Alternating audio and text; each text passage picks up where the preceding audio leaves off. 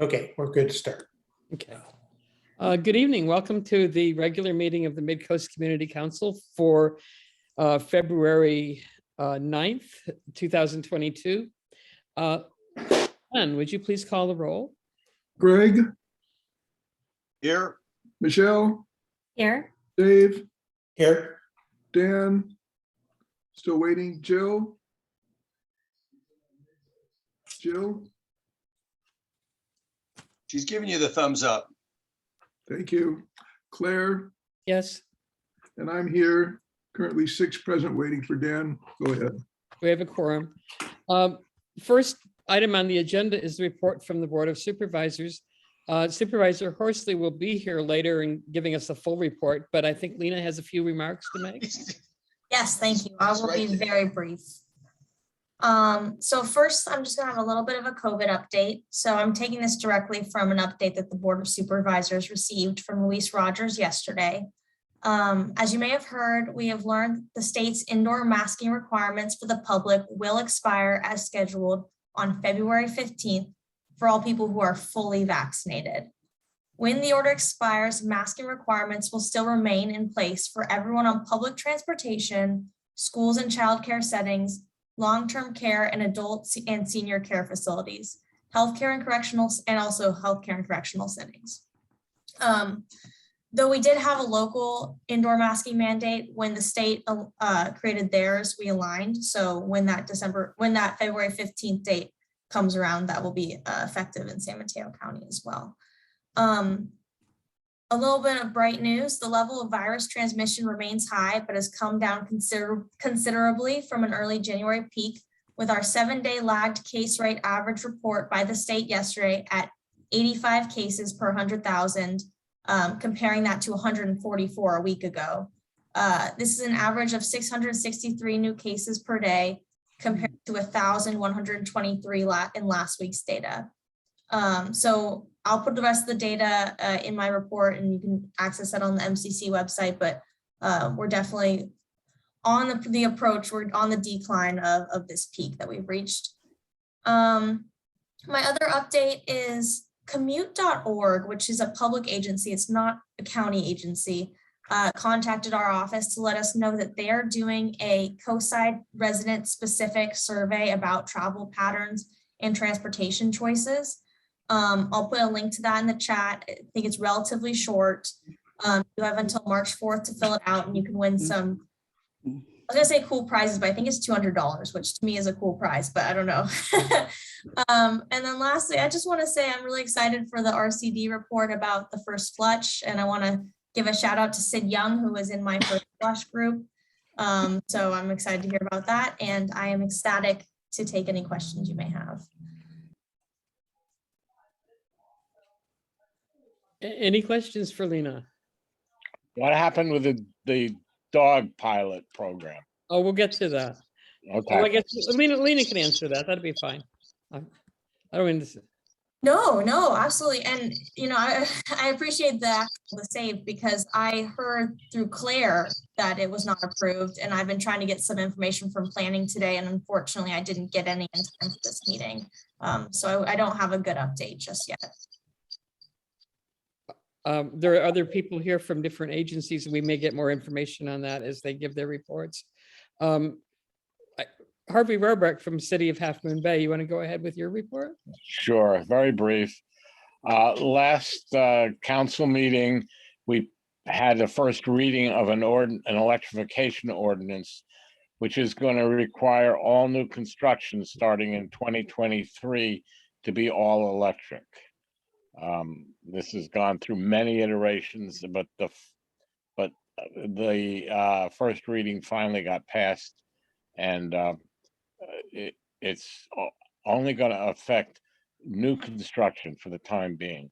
We're going to have a climate action program, which might consider in the future how we can deal with existing gas-fired appliances.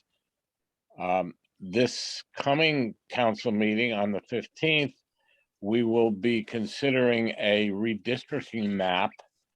That was the unanimous decision of the Citizens Advisory Committee, and will and that map is a 5-district map with a rotating mayor. So we're looking forward to having that finally out of the way. It's been 9 months in the making. Go ahead and answer any questions. Are there questions for Harvey? No? Sid, you have your hand up? Oh, I thought I did, but I don't see it. Can I talk? Sure. Question for Harvey, I was listening into the February 1st Half Moon Bay City Council meeting, and it was really heart-wrenching, all the Hispanic people with the interpreters that were saying they can't find housing.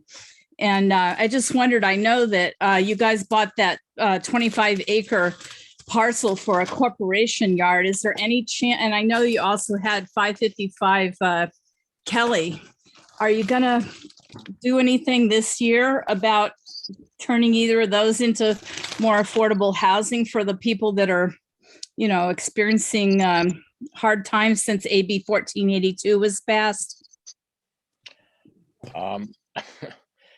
It is heartbreaking. I agree. We're hearing all kinds of stories about people who can't afford to live here and have to move out of the area, and it's really sad. I don't know if you call it good news, but the 2 city-owned parcels at 555 Kelly and 880 Stone Pine have been part of our discussion of where we could site affordable housing. So 555 Kelly is further along. We're going to be issuing an RFP to try to solicit creative proposals for what to do with that parcel. It's not that big, but one idea would be to expand it into the parking lot nearby. We might be able to get 8 or 10, I don't know, units out of it that would be affordable. The good news is the city owns it, so there's no problem there. The 880 Stone Pine, which you just referred to, it's a 22-acre site. It has many challenges, and we've hired a new housing consultant who's going to be figuring out what we can do with all the constraints on that property. But if it turns out that there's enough land to actually build an affordable apartment house, probably we will go ahead and try to get some developer to come and do that. So that's a little further down the pike. But 555 Kelly, I'm sure by the end of this year, will be developed. So That'd be great. Anything about Beechwood? Because the city owns that big parcel too. Some of it's wetlands, but not the whole thing. 90% is, and the Oh. access to it is extremely difficult. So I see. yeah. Okay, thanks. Excuse me. Catherine, you had a question for Harvey? No, I put my hand up so I could speak under government. Oh, okay. Well, hold on one second then. Any other questions for Harvey? Don, you have a question for Harvey? It's not really a question, but Harvey, the city and the county are working on a parcel by Wavecrest for potentially 14 units of farm labor housing. So that's something that's on your worksheet as well as the county's. Yeah, that's really good news. Okay. Thank you, Harvey. Sure. Catherine Slater-Carter from Montera Water and Sewer. Thank you. Yes, we received notification today of the judge's final ruling on the lawsuit of Half Moon Bay versus Granada Community Services District and Montero Water and Sanitary District. The judge found in favor of Montera and Granada. He said it's quite clear it's a contractual issue, that the language is very clear, and you need to use standard interpretations of what the words mean. And he went through a very, very good analysis. I will send a copy of it to Michelle, to Coastside Buzz. Essentially, to quote, he said, "The costs of operations and maintenance are a joint responsibility of the member agencies." So it's essentially the finances of SAM are going to be run the way they were for the first 40 years of SAM, which is good news. And I look forward to SAM and the three member agencies working together to keep the coast side and the public health of the all the communities on the coast side up to the high level it has been. The other important one that's been on our agenda for quite a while is the non-domestic waste source control program, and that was discussed and voted on at the December 24th meeting.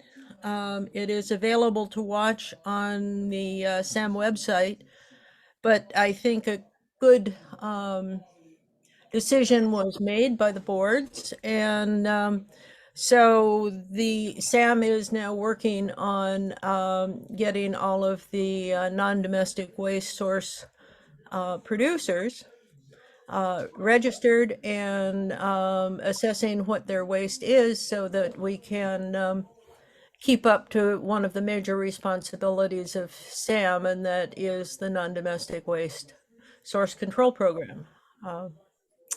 So that's pretty much all the high end stuff. Thank you, Catherine. Sid Young has a question for you. Catherine, can you also send that to somebody on the MCC so they can post the ruling? You said you were going to send to Michelle for Coastside Buzz.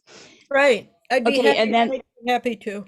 Okay, good. And my other question is, I noticed when I watched the SAM board meeting in mid-December, how much the plant almost overflowed. So that was during a really bad rainstorm on December 14th. But knowing that we have so little extra storage down there, are there any steps being taken to either cut back on building or expanding the capabilities of that plant, or maybe adding wet weather storage in Half Moon Bay for their portion, because they are using about 60% when it's not raining, right? Half Moon Bay in 2017 was using 52% of the SAM capacity, and essentially they're allotted 50%, but now they're up to 62%. And you are correct, the projects that we put in on the Burnham Strip held back a whole lot of flow. In fact, there were portions where the plant, some of the tanks were overflowing with treated water, not raw sewage, it was treated water. And it was contained entirely on the SAM site. But in talking to staff and looking at the charts that have been put out, it appears, and the recommendation of the general manager is that we need storage to the south of the plant.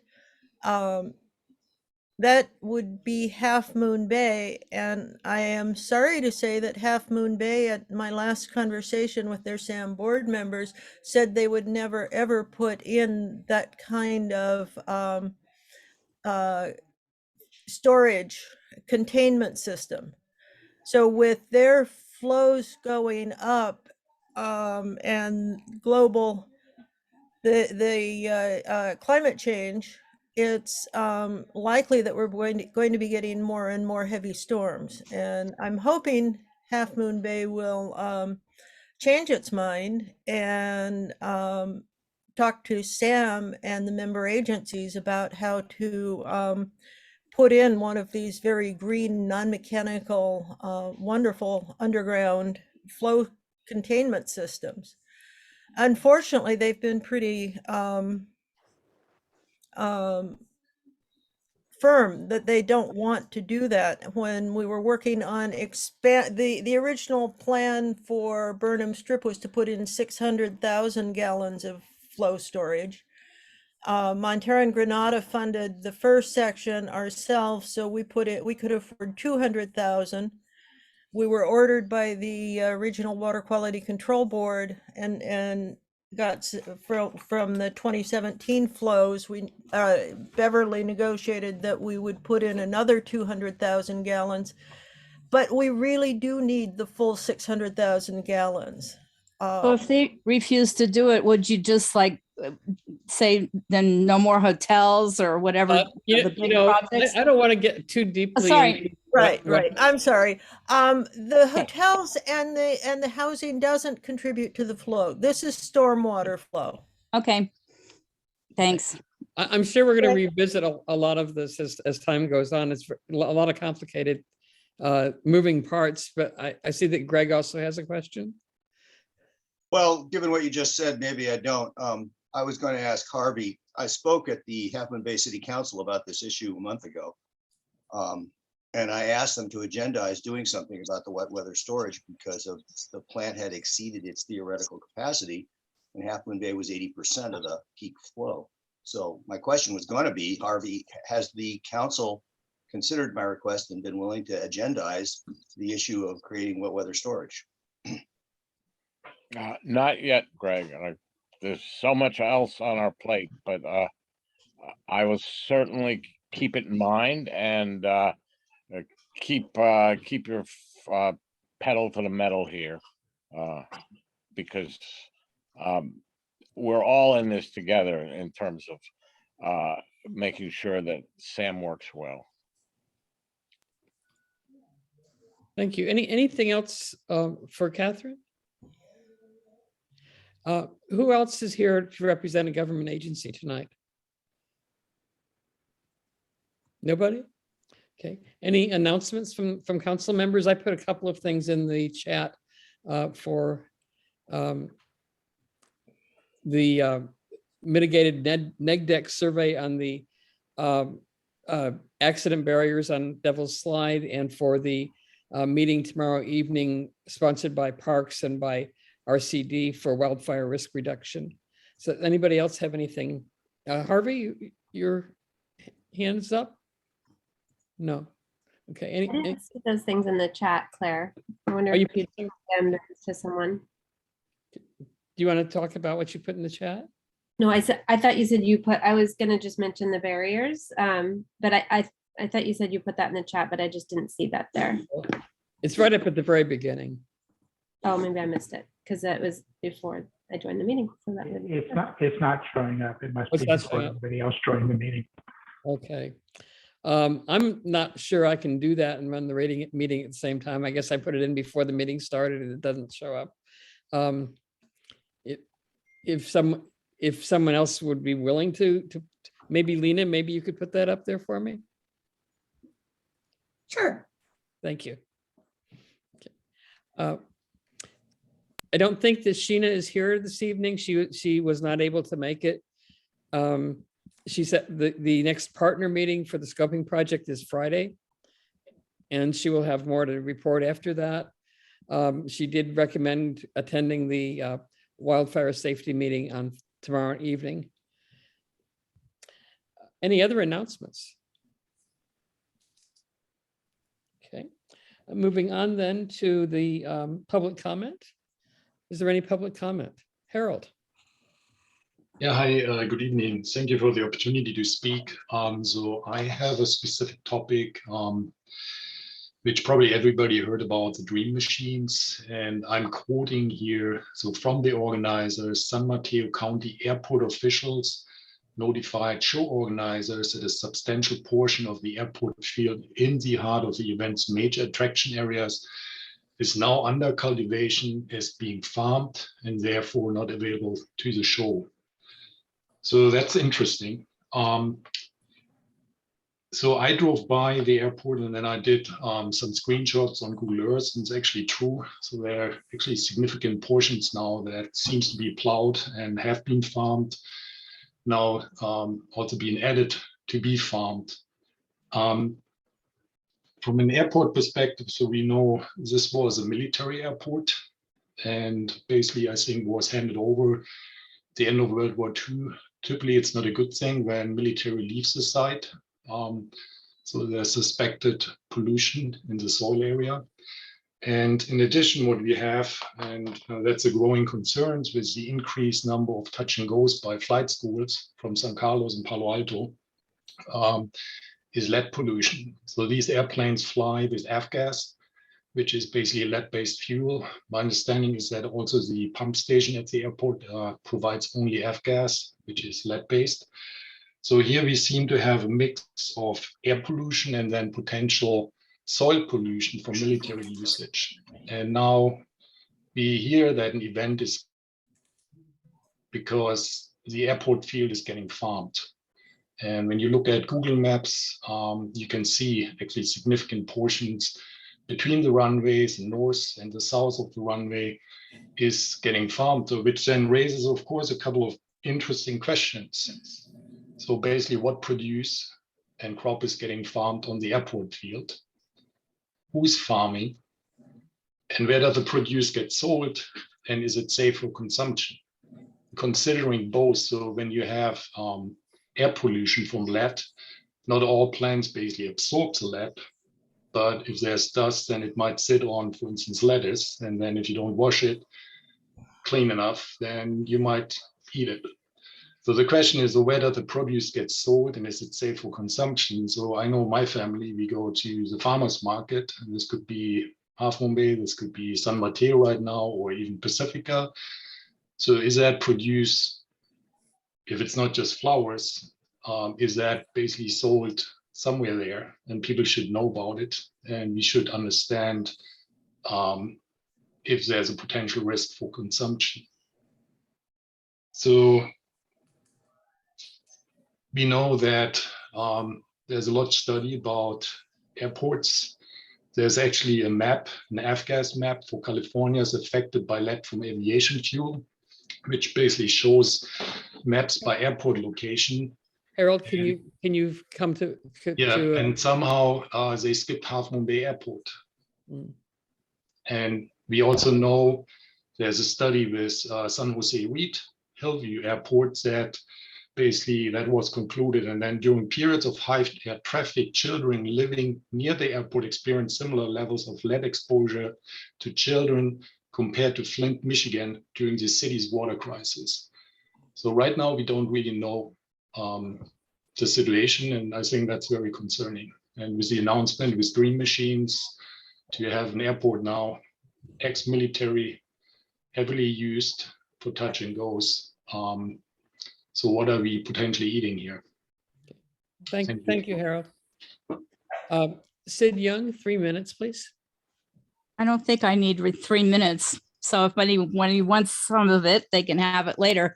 I did want to just piggyback on what Harold was saying. And there are a lot of neighbors that are very upset about all the touch and goes, especially because it's a repetitive circling around over our homes. And I was trying to talk to my neighbor out in the yard yesterday when we were gardening, and we had to keep stopping because the planes were buzzing overhead.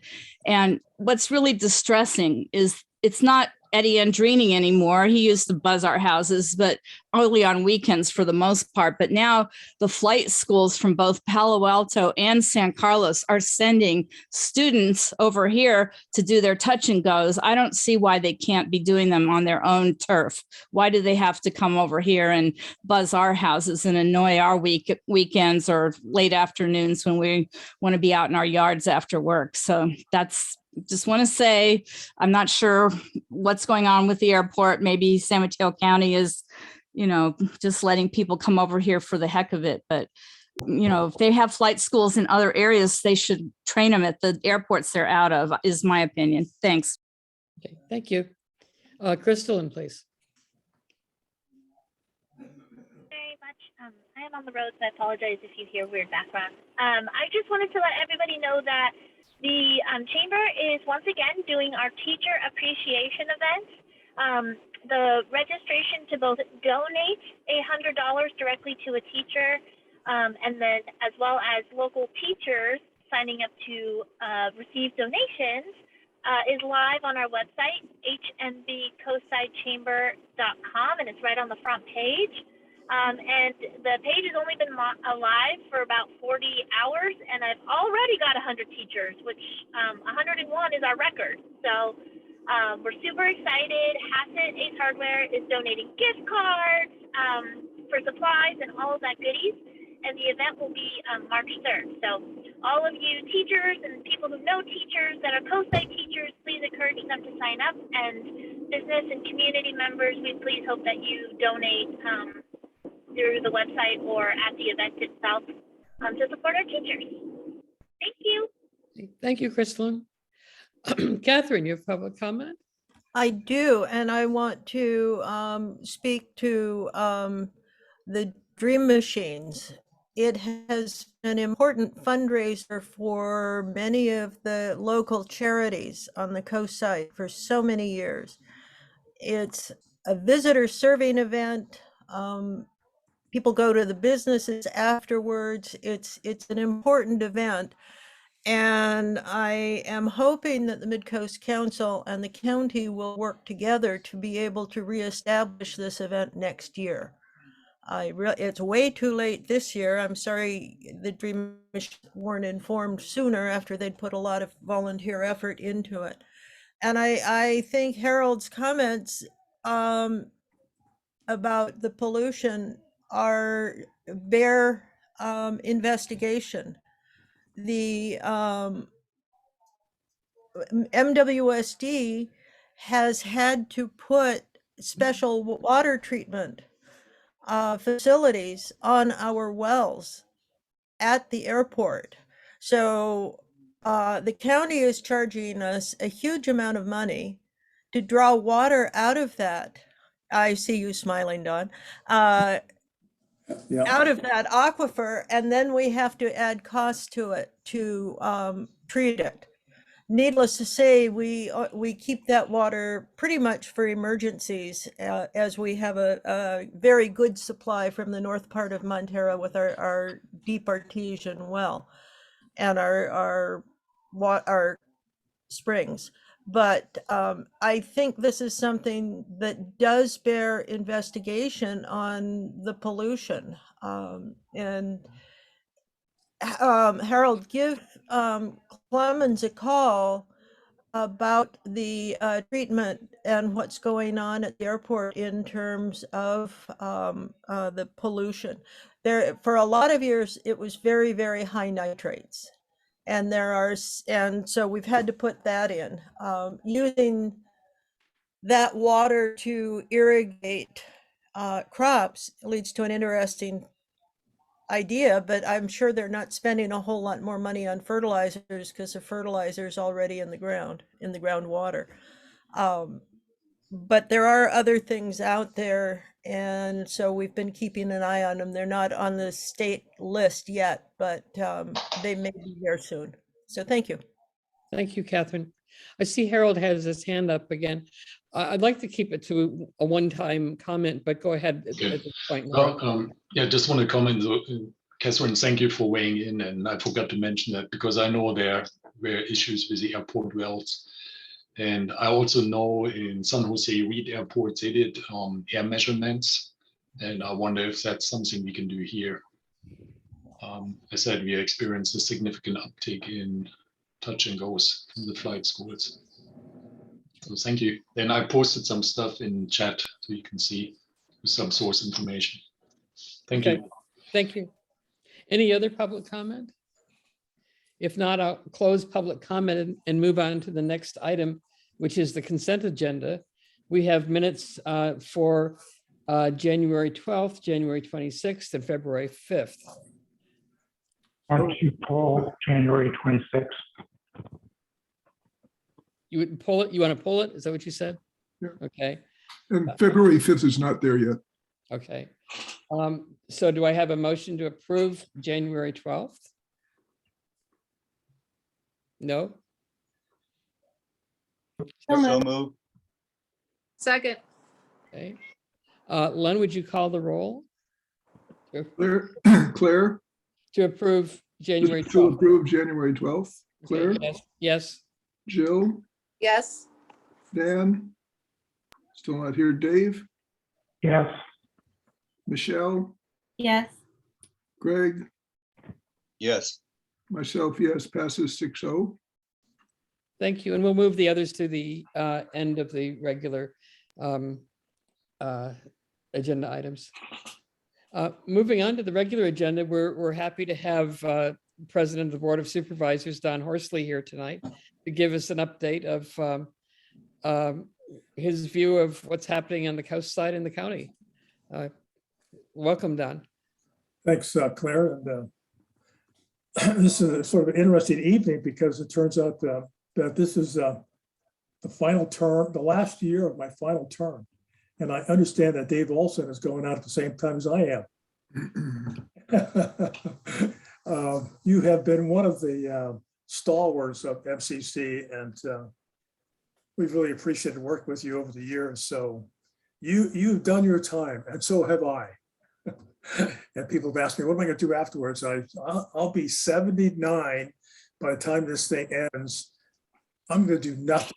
I will never run for anything ever again. I'm just too old to run for anything else, so this is kind of it. If you wanted to talk about the airport, that's fine, but I can tell you that I'm not an expert at the airports. And I've had people screaming at me from East Palo Alto to Sunnyvale to San Carlos because of San Carlos Airport. They have the same issues with noise. The county doesn't really have any control over noise. It really, once that airplane is in the sky, it's really controlled by the FAA.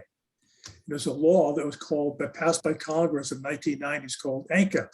It's an Airport Noise Control Act, which took away the authority for local jurisdictions to control airport noise.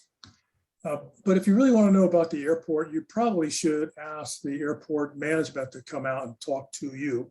We have done air quality measuring over in San Carlos, which has probably 10 to 20 or 50 times the traffic that you have over on Half Moon Bay. We have not found toxic levels of lead. We probably, in San Carlos, they do offer unleaded fuel and probably will eventually switch over to all unleaded. And I'm not really sure what we do at Half Moon Bay. I think it's probably still leaded, mostly because some of the planes probably have only operate on a leaded gas engine.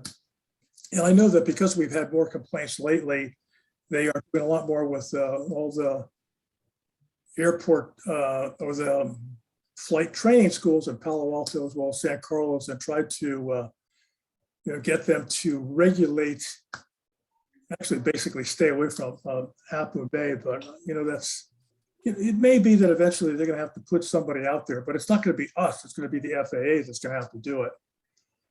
Somebody asked about the Dream Machine. I got a call from Janie James one day and said, "Oh, we're going to have to cancel it because there are crops at the airport." And I told her, it's complete news to me. I have no idea.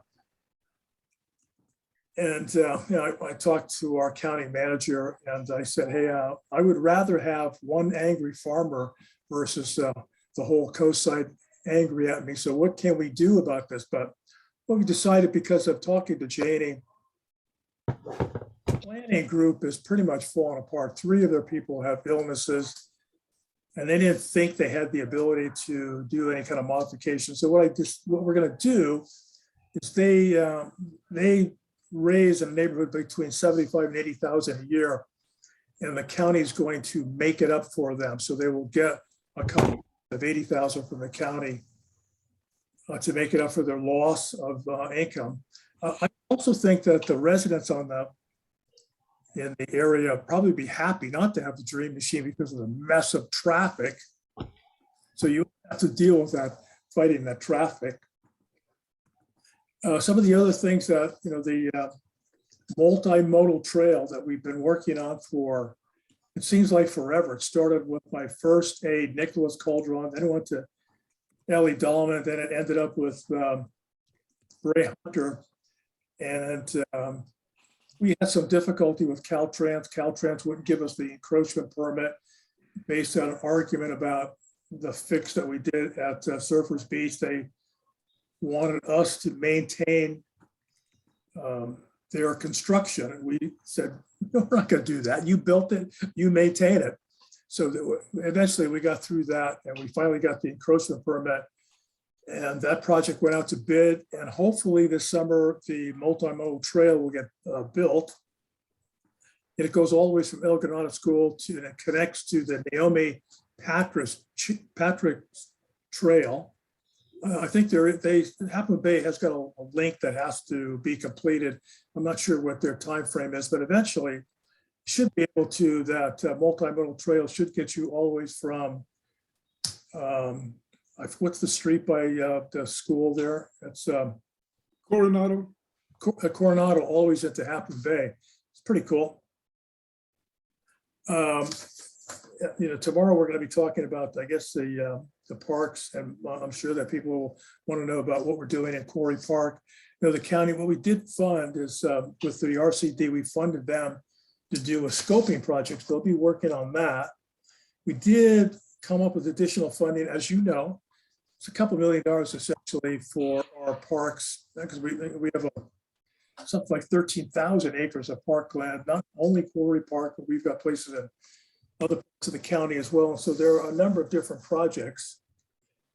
You do know, obviously, we took about 500,000 of trees out of some of the medians at El Granada. And you also have probably heard from some of the residents, they would like to revegetate those spaces. And I'm perfectly happy with that. I'm fine with it. The thing is that we have to figure out, what's it going to look like? Who's going to do it?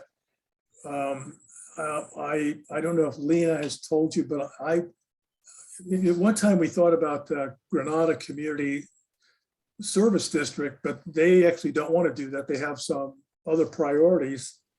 And if MCC was willing to lead that process, I'd be willing to fund it, whatever it takes to fund it. So if you wanted to lead that process, we also hear from other people who don't want to take any more of the trees out. It's really, as oftentimes, with things that look pretty clear on what, when you begin this process, it turns out to be a little more complicated. But again, it's not that I want to dump it on you, but it's just sort of the logical for if some group wants to revegetate it, somebody has to take the lead. So Don? Help. Yeah, Don, we have done some investigation in that area. Both had one conversation with you, and also, parks, as well as from the GCSD standpoint, but also from your own parks organization, is reluctant to touch that area until the issue of the responsibility for it is made clear. So one thing to do is to try to understand all of the parcels that have to have a stake in the median to be able to talk with them. And the other is to see if the county can work something more friendly for an organization that wants to take responsibility, other than being at the behest of a lot of individual landowners. And there's some ideas to bring forward. Yeah, essentially that's right. You have to figure out how to deal with that. I don't think that's an insurmountable obstacle, but it's going to take some thinking, and somebody's going to have to take, or somebody. I think there has to be some community involvement, and some agencies got to take responsibility for leading a planning process. When I hear people talk about revegetate, I'm not really sure what they mean. I've heard people say we have fireproof trees. I don't know of anything of the fireproof trees, so they all burn. But anyway, so that's for something that's for the future. The county's embarked on a big effort about equity. And one of the things that I do, and I've done my last time I was the board president, we focused a lot on Black lives, essentially Black Lives Matter. And this coming year, I want to do some community conversations about what really are Black lives, and not necessarily talking about from the point of view of the obstacles, but rather how people have overcome them, and what those obstacles were, and some of the heroes of the civil rights movement. So you'll hear more about that as the year unfolds. On firearm safety, myself and Supervisor Pine are having a convening on March the 11th with the Attorney General talking about firearm safety. Now, we can't do much about gun control, but there are things that we can do with the expansion of red flag laws. So those are laws that take guns away from people who have demonstrated either through criminal action or through threats that they shouldn't be allowed to have a firearm. So we're working on that March 11th. The Connect the Coast site, I believe, is it's going to go to the Board of Supervisors sometime this spring or summer. We also have a grant for about $1.5 million to start all the planning for the roundabouts or traffic controls at the two intersections of Cypress and California. And I think I already told you about the MCC, the multimodal trail.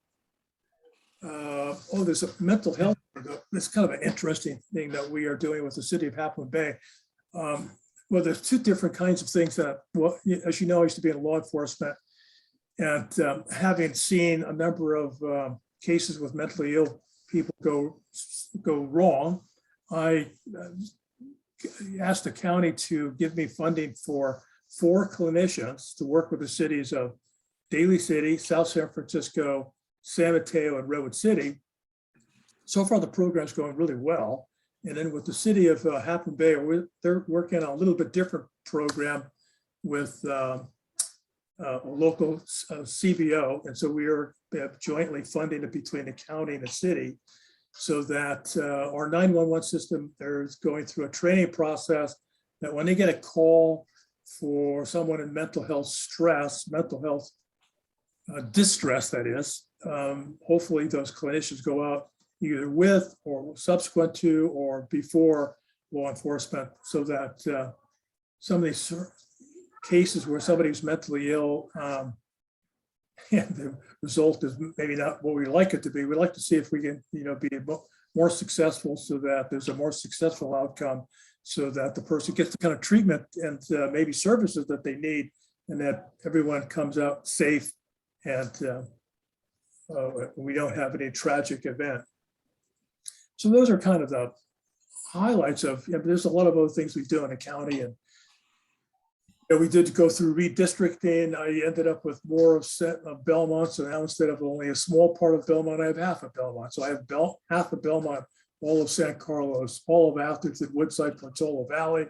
And as you know, the town of Woodside is now Mountain Lion territory.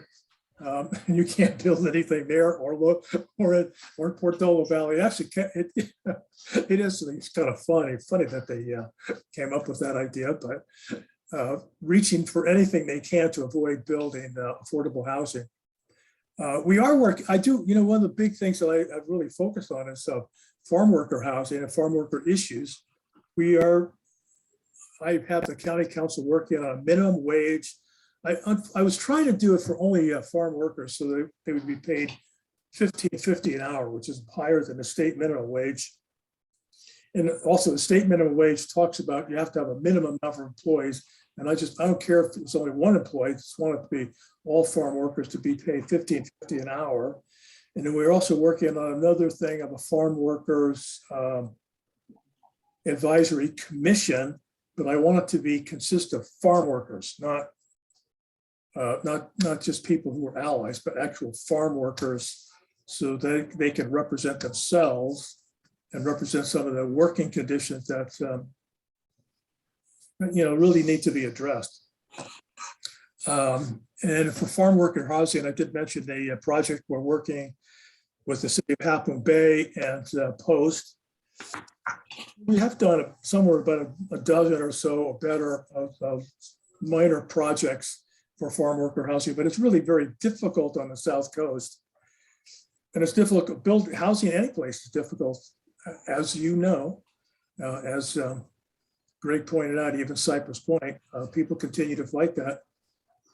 When we talk about, the need for service workers, the people that go to the Half Moon Bay City Council complaining about the lack of housing, those are the kind of people that we would house at Cypress Point.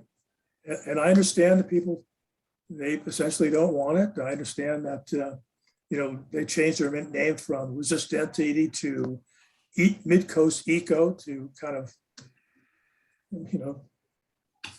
say that it's based on ecology or something, but the reality is because there's a need for low-income housing, that there are people who provide services to residents on the coast side, and they have to live someplace. You can't have them living in, someplace in the Central Valley, clogging up freeways.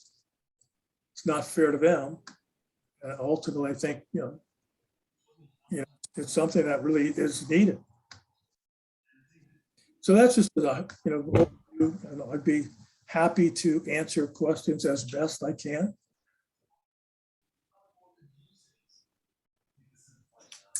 You're muted. Thank you, Don. This isn't an item that we're going to be voting on anything for, so I'm open to questions or comments from either the public or the council. And I think Sid has her hand up. 3 minutes, if you could, please. I'll try. Maybe Don could write down the questions I'm going to ask and then respond after I use my 3 minutes up. One of them is that SMC Alert is not working on the coast. And I even called somebody over and talked to somebody in the sheriff's department, and they said that they would try to, get not CAL FIRE, CHP to alert us about the tunnel. But I noticed last weekend there was a crash that closed both lanes of 92 right down by where the Crystal Springs Reservoir was. Not one single SMC alert came through.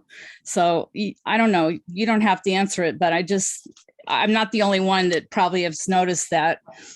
Secondly, I don't know if you've heard about the lawsuit, or actually the judge's ruling up in Lake County, but they declined to allow a developer to build a multi-unit project because there was inadequate emergency evacuation taken into consideration when planning that. And I guess that's partly what we feel about here on the Midcoast. There's not good emergency evacuation routes. And especially if you were to cram in 71 more units on an area that's really hard to get in and out of. I just think it's not going to fly. Even if you guys pass it, it may end up going all the way to the courts. But Half Moon Bay, on the other hand, could really use some extra housing funds. So that's just my thought on that. I did watch the Flood Park video the other night, a Zoom meeting, and there were quite a few people in charge or interested in keeping the little few trees that they wanted to keep. And you guys are trying to tear them out to put in more ball fields and everything. And I found it kind of amazing, since we have so little recreation here, in spite of when Rich Gordon put together it back in 2002, a Midcoast mitigation fee that would be collected from every single developer on new buildings, et cetera. And so far it's gone from collecting, and now I guess the Parks District thinks it's their money, but it's really originally was to build a community center for the Midcoast, because we don't have any services up here like they do in the city of Half Moon Bay or the city of Pacifica. So that's under the, the Quimby Act. I don't think it was supposed to be a slush fund for county parks, but you guys have taken over all the parks pretty much that we have out here. And yet nobody has gotten a chance to give us a community center yet. You mostly give all the money on Measure K to Half Moon Bay, I've noticed. They get a lot of money and nobody asks for us because we don't have representation. Anyway, so the last one is on the Connect the Coast side. I really think that you should consider an emergency evacuation route, because it is very insufficient at the moment. And I've mentioned before that on Devil's Slide, in that narrow part through the eucalyptus grove, I mean, it would be the biggest choke point to get out of here, and never mind trying to get through Half Moon Bay because they have gridlock as it is. So it might be something you want to talk about. Thank you. Okay, thank you, Sid. Well, I can answer those. I think I sort of scribbled it down.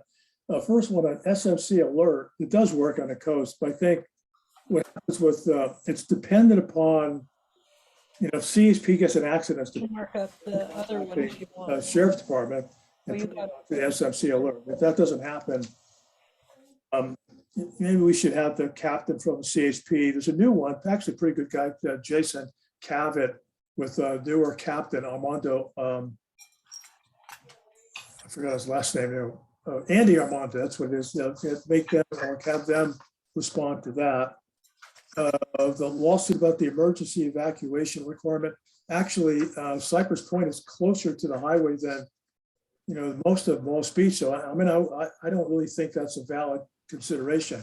I do think that it's probably true that some of the things that we would have to do if we were going to actually finish that, or if Mid-Penn is actually going to build those 71 units, they're going to have to be a fix of that, the intersection of California.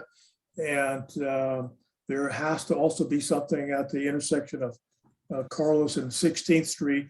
My preference would be to take Carlos Street and actually connect it over to 16th, which is an easier, more, I think, a safer way to make a right turn, even a left turn.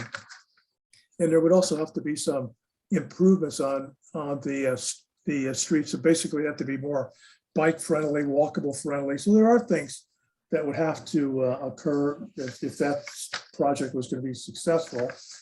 You also talked about the project at Flood Park. It is 10% of the trees would be removed.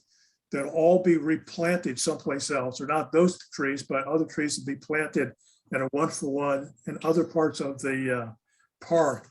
The purpose of that park, it's really not the same thing as a like Memorial Park or a rural park. It really is a city park.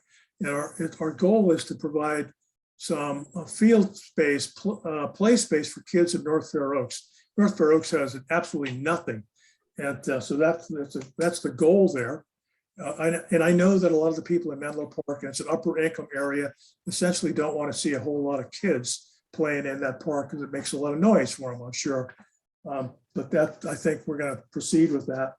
You also talked a little bit, going back to the idea about evacuation. We do work on that. The Department of Emergency Management and our CAL FIRE people do work on emergency management or emergency evacuation, not just for the coastside, but for the whole county, because there are other parts of the county that also have high fire risk: Woodside, Emerald Hills, Portola Valley, Millbrae. And we did invest pretty heavily in Zone Haven, and we've also invested pretty heavily in cameras. You said about a slush fund for the park. Sorry, I can't really answer to that. I have no idea if there's a slush fund for the parks or not. And I think I got them all.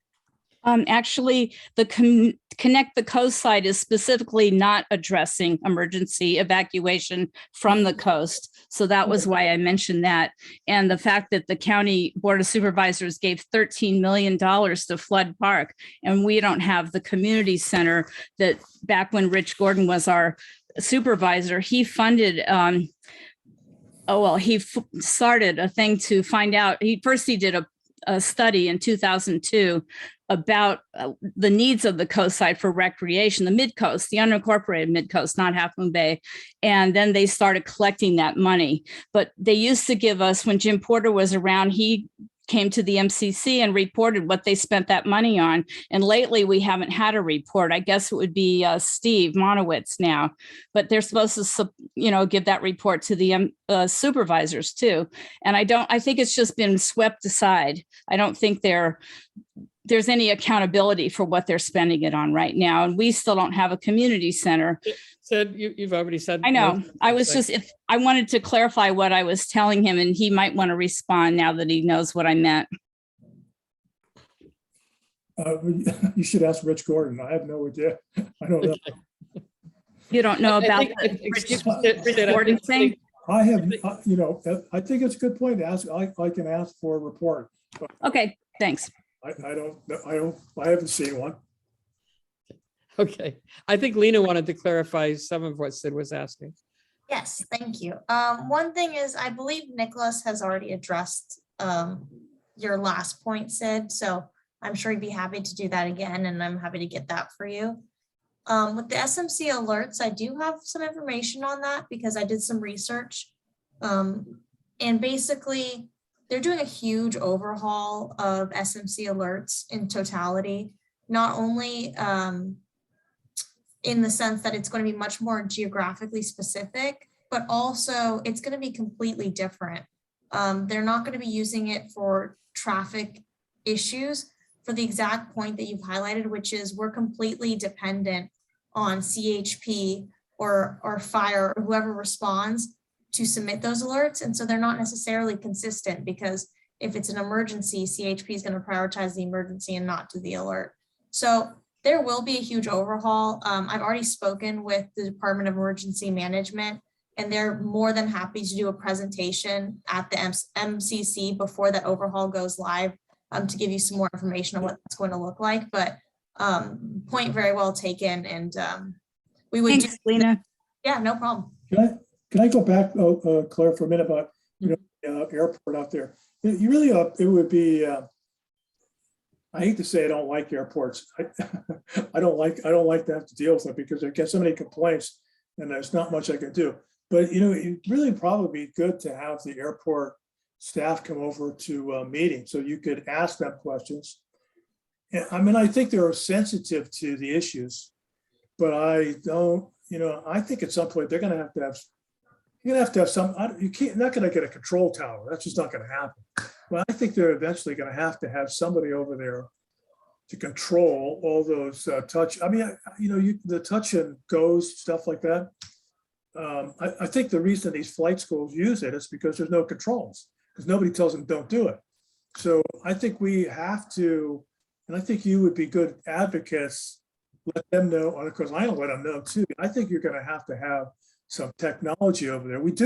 We add a lot of technology in San Carlos to control things like that and could control. At one time we were actually charging for landings. I don't know if I'm not exactly sure about the reason we did that is we had a commercial operation that ended up in San Carlos that we had something like 30, would all come in at 7 o'clock in the morning over Atherton and over San Carlos. And we were getting just, that's why I said we have meetings and people screaming at us.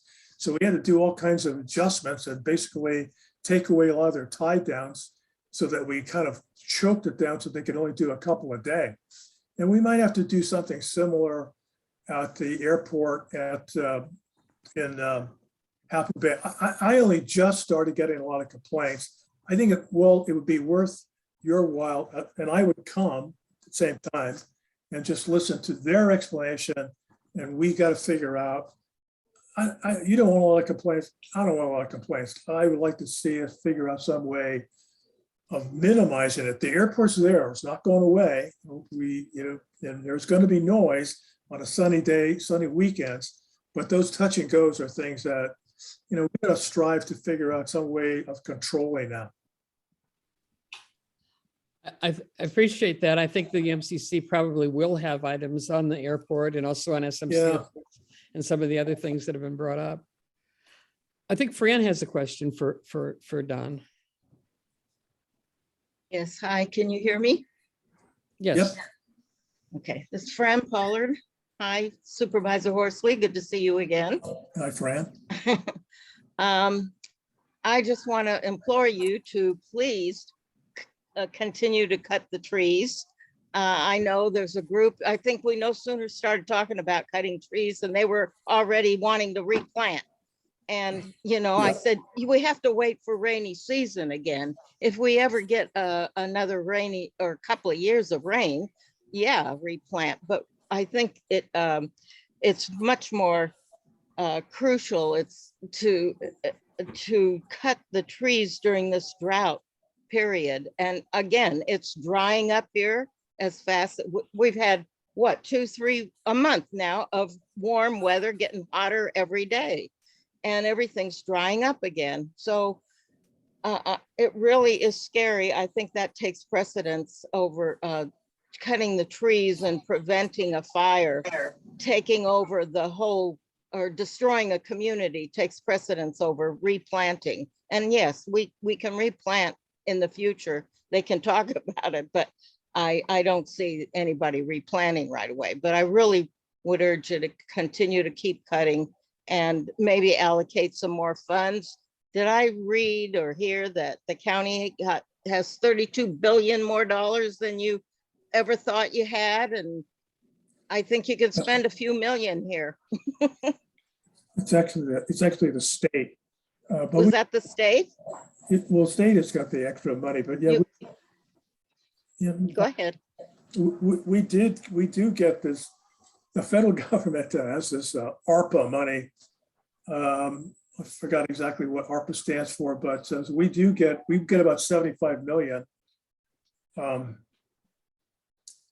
Yeah, I think we'll be looking to see what else we could do there, but I'm not going to make any predictions yet, but our next budget will be asking for additional funding once again for more tree removal. Let's put it that way. Yes, that's a good way to put it.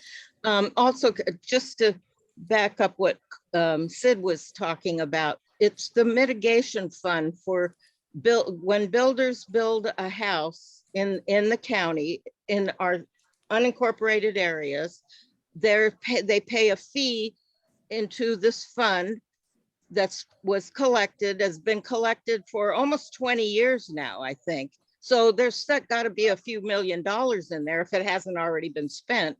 And it was supposed to go towards the community parks and center, maybe helping us purchase some land that's needed for a park or and the community center. And that's what that's all about. And so, yeah, we need some of that money coming here because, the county is, we have no city council. All the cities have city councils that can help them, but you're like our city council besides being our county government, and we need your help. So I think that's what she was referring to. Well, we can ask for a report on it, but it might be a little premature, but we are going to buy, in that big wave, we are going to buy the south parcel. And I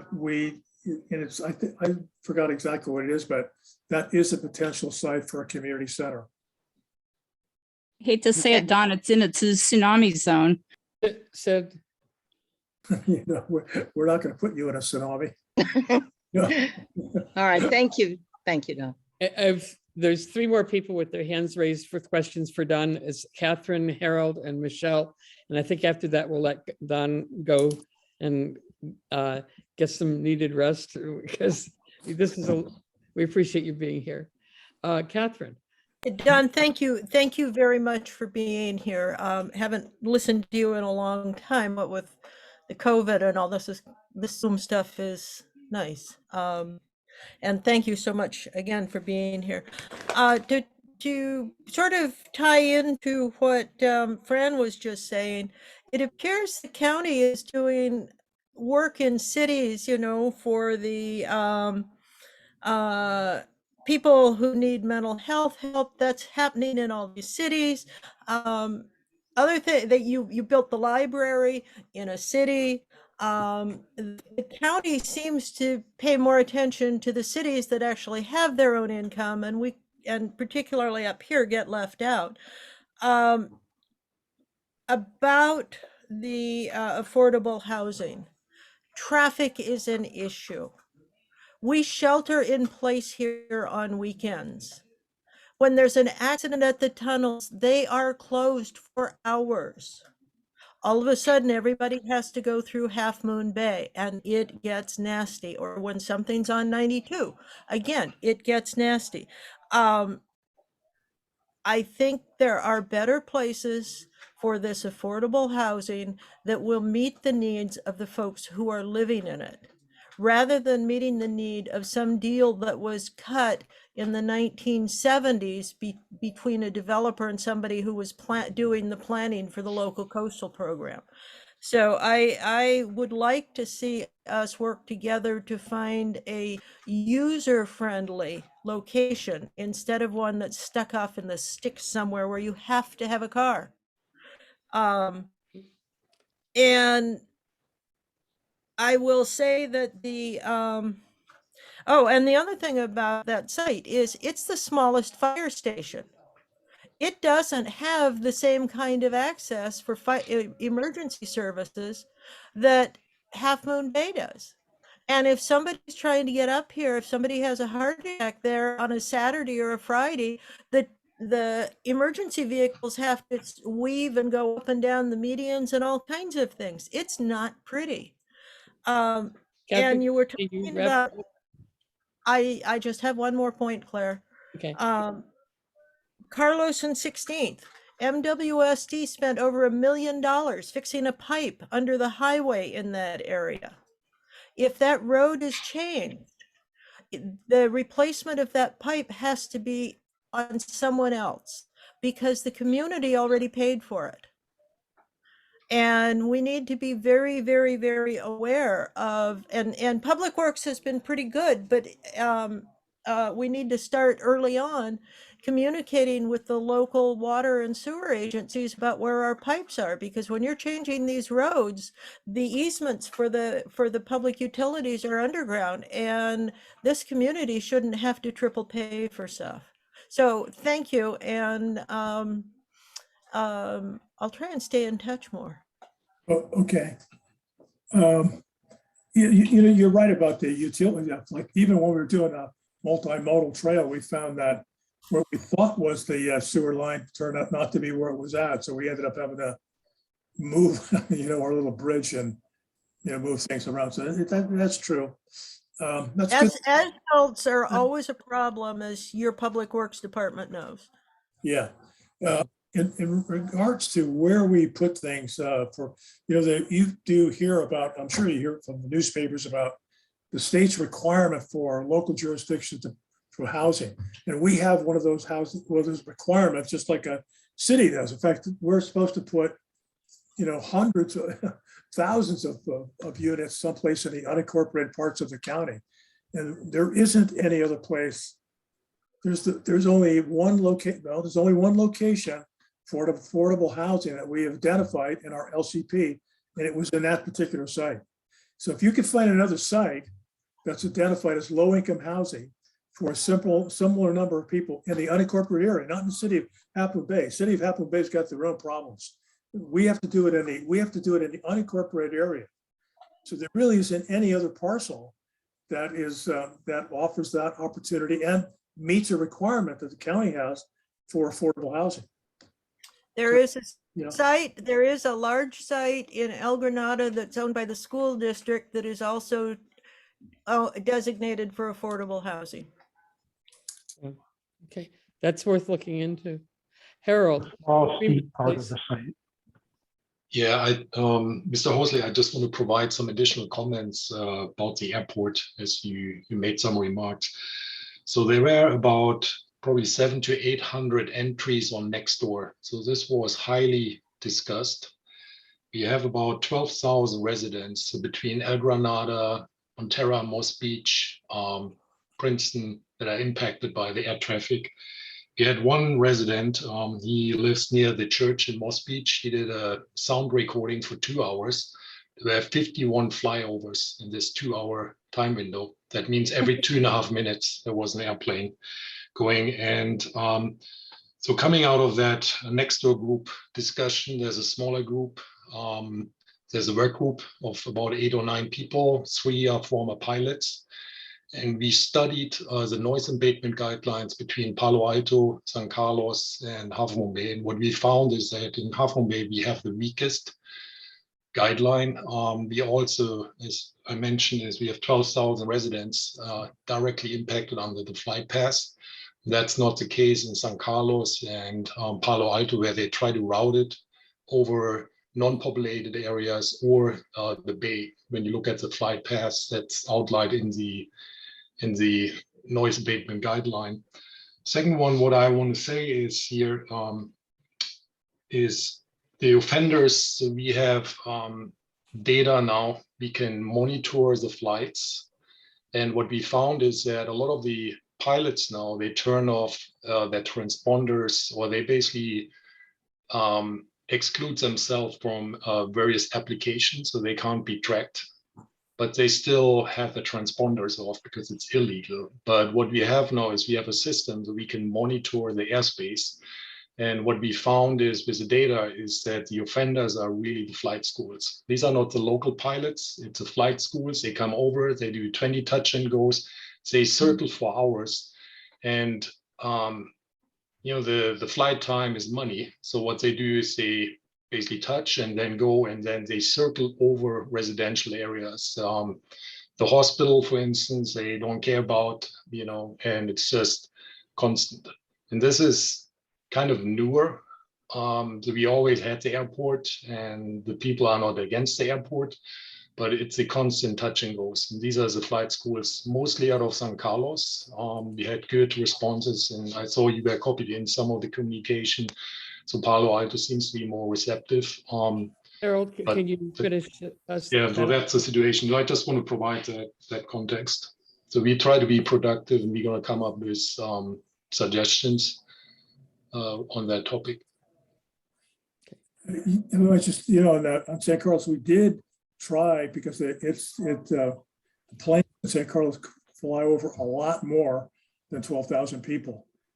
Residents, they fly over many cities. We did try to get FAA to require them to go out over the bay, and we were denied the permission, mostly because it really interferes with SF International and Oakland International. So none of those flight patterns over the bay were approved. Thank you. Final question or comment from Michelle Weil. Hi, Supervisor Horsley. Thanks for coming tonight. Lots of important issues discussed, but I do want to add my thoughts to the airport noise and potential lead exposure issue. In Santa Clara County, they did a study, the Board of Supervisors down there commissioned the study and found that there were 13,000 children and within, I think it was 1.5 miles of the airport, and they had increased levels of lead in their blood. And then the following year, that was commissioned in 2020, the study came back, showed this increased levels of lead, and they then banned leaded fuel from being sold. So I know that, we have little control on what happens once the planes are in the air, but we can control what happens on the ground and whether leaded fuel is sold in San Mateo County. So I just wanted to ask you if, as part of the Board of Supervisors, if you would consider commissioning a similar study. We have almost 3,000 kids on the unincorporated Midcoast, and I'm very concerned that they could have increased levels of lead. I plan to get my children tested, but it's just something I wanted to ask if you would consider commissioning a study for that. I think that's a fair request, and if the FCC would send me a specific request, I'll make sure it happens. Okay. Thank you so much. Thank you. A lot of really important issues raised, and I appreciate everybody who's talked. The MCC will follow up with Lena and Don with your permission and see if we can flesh some of these requests out and have a little bit more action on some of them. Thank you so much for being here, Don. Come back anytime. Thanks for having me. Okay. Okay. Hey, Greg, have you still got a Christmas tree up there? I just can't get the Christmas spirit out. Okay, good to see you. Have a good evening. Good night. Second item on our regular agenda is the report that people were looking forward to earlier about the First Flush project. And Nicole Schmidt from RCD will give us a presentation on that. Hi, everybody. Excited to be here. I am going to share my screen.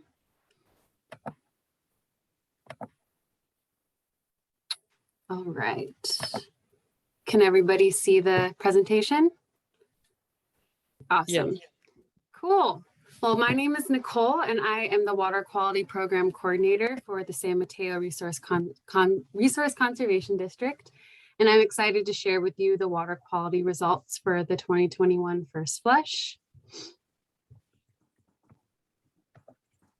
In this presentation, I will talk about the pollutants that we measured this year, summarize some of the key findings, mention some solutions to water quality issues, and answer any questions. The San Mateo Resource Conservation District is a local hub for conservation, helping the people of San Mateo build a more thriving community for all. We are here to help people help the land. We have grown over the years to focus on 5 main areas: water, climate, wildlife, agriculture, and fire and forest health. So what exactly is first flush? First flush occurs with the first significant rain of the season. The RCD runs the first flush program in San Mateo, where we recruit volunteers to help sample water and record field data. When it has not rained for a while and the rains finally come, pollutants that have accumulated in the watershed during the dry season get picked up by the rain and enter our storm drains, creeks, and oceans. And this storm water carries pollutants such as bacteria that can make people sick. So the RCD and our partners gather water samples from these local creeks during the first rain to see what the overall health of the watersheds look like and where there are areas we may need to focus on to improve water quality. So a watershed is an area of land where water naturally drains to one point, like a creek or a lake. In our case, on the coast side, our water eventually ends up in the ocean in the Monterey Bay National Marine Sanctuary, pictured here. And our everyday activities and the choices that we make have a really large impact on the health of our watersheds and oceans. Like when you're driving down Devil's Slide and you have your car brakes on, the metals from your brake pads end up in our waterways. Also, fertilizers or pesticides that individuals might use in their gardens can get carried through stormwater to local creeks and have a really large impact on the water quality. I want to take a moment to thank all of our dedicated and amazing volunteers. This is a community-based volunteer event. We could not do this first flush program without participation from the community who engage in citizen science and help us collect water samples, field data, and measurements. Here are a few photos that were taken from this year's first flush by a couple volunteers, including Mark Hubble and Carrie Dahlman. You can see groups collecting water samples, taking field notes, and hopefully having fun. And we ask a lot from our volunteers. They're required to be on training and are on call. Since we can't control the weather, it can be a bit tricky to call first flush. And as you can see, sometimes it can happen in the dark. I also want to take a moment to thank all of our partners and sponsors who make this program possible. The Monterey Bay National Marine Sanctuary. We're one of 3 counties that participate in the first flush, along with Santa Cruz and Monterey counties. Also like to thank Sewer Authority Midcoast side, the San Mateo Harbor District, Surfrider Foundation, the City of Pacifica. This was actually the first year that we had a site from Pacifica, and we had a lot of folks interested in that site. So we're excited to continue this partnership. And also would like to thank the County of San Mateo Health System. So now that we've discussed a little bit about how our everyday choices impacts water quality, I'd like to talk about why water quality monitoring during first flush is important. Monitoring helps to identify what pollutants are of greatest concern and where. Monitoring also helps to provide information to support informed water quality management decisions and establishes a continuous and consistent water quality data set so we can see if our water quality is improving or not over time. Some of our sites have data from 2009, so it's great to be able to see the overall trend of some of our historical sites. I'm now going to go over what pollutants we test for and why. Here is an overview of all the pollutants we look for. their potential causes and sources of these pollutants in our waterways, and their ecological impacts. I'll break this down a little and go over each pollutant one category at a time. So first we look for fecal indicator bacteria, specifically E. coli and Enterococcus. Potential sources of fecal indicator bacteria include feces from warm-blooded animals, particularly in this area, humans, pets, cows, horses, and wildlife. Analyzing fecal indicator bacteria gives us an idea of the amount of pathogens that is present in the water that could harm human health. Next, we look at two different nutrients, nitrates and orthophosphates. Nitrogen and phosphorus are primary nutrients that support the growth of plant tissues, which is why there are common ingredients in pesticides and fertilizers. But too much of these nutrients in the aquatic environment can lead to eutrophication that can cause harmful algae blooms that take away the oxygen in the water and cause fish and other aquatic organisms to die. And then also elevated nitrates in drinking water can have harmful effects on humans and other organisms. We also look at the presence of metals in the water samples. Specifically, we look for copper, zinc, and lead. These leach into the waterways from gutters, roofs, brake pads, industrial waste, paint, and fire, and impact human health and also cause a reduced reproduction in marine mammals. Another parameter we identify are total suspended solids, which leach into the waterways from construction sites, erosion, agricultural runoff, and fires. Total suspended solids attract charged particles such as pesticides and metals and impact the water column visibility and the ability of aquatic and marine organisms to respire. We also ask volunteers to record physical and chemical properties of the water, such as electrical conductivity, temperature, and pH. And we also ask volunteers to record field observations. So conductivity tells us if we correctly identified first flush. Since rain has a relatively low electrical conductivity compared to water that has been flowing in the creek for a while. So if conductivity is low, we know we are looking at data that is influenced by the rain and not just normal stream flow data. We also record temperature, since temperatures that are outside of the healthy range can have a negative ecological impact. And observations help give us context to the data, like if there was any trash present or maybe a dead organism that could be polluting the waterway. Identifying these observations helps us understand the data more. So now that we've gone through an overview of the RCD, first flush, and pollutants we look for and why, I want to summarize some of our key findings. Here's a map of all the sites that we sampled from this year. San Pedro and Pacifica was our northernmost site, and Kelly Avenue and Half Moon Bay is the southernmost site. The only site that we actually were not able to get water from was Montera Creek. So we sampled a total of 13 sites, and there was just no water running in Montera Creek during first flush this year. Here is a close-up of the sites that are in Pillar Point Harbor, since it was kind of difficult to see on that map. We have a lot of historical sites here like West Point Avenue and Vassar Drainage. And here is the all site map again and summary of some key findings. We found that Enterococcus, E. coli, orthophosphates, and copper had sites that were above the recommended amount considered safe for swimming. So in other words, some or all sites had concentrations of these pollutants that were above the pollution threshold.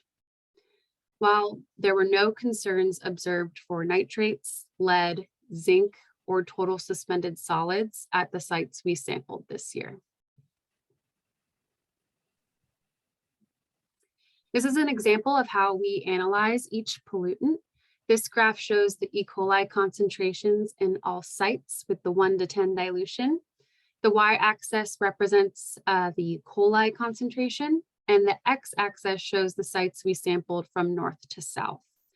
The red line indicates that water quality objective, which is that pollution threshold or the limit of what the concentration should be to be considered safe for swimming.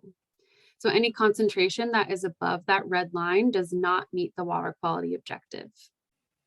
So all sites except for San Vicente Creek are well above the recommended range, meaning that if people swam during the first flush, there was a good chance they could get sick. The orange line at the top of the graph represents the upper limit of detection. So those sites that reach that upper limit have even more E. coli that can be detected in that 1 to 10 dilution. So we also asked the lab to measure E. coli in the 1 to 100 dilution. The 1 to 100 dilution gives us a better picture of where these sites are in comparison to each other.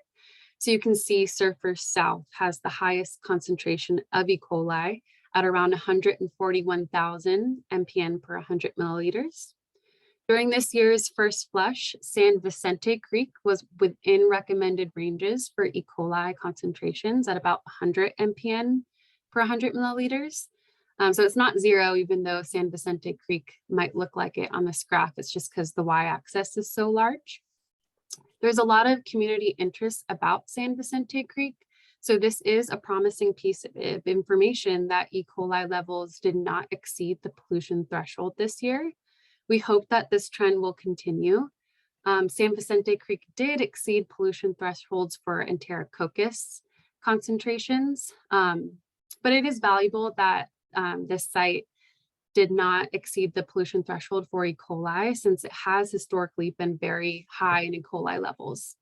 And the watershed is also part of a water quality improvement plan to try and address bacterial concentrations. So while this is good news, we're going to keep an eye on the E. coli levels.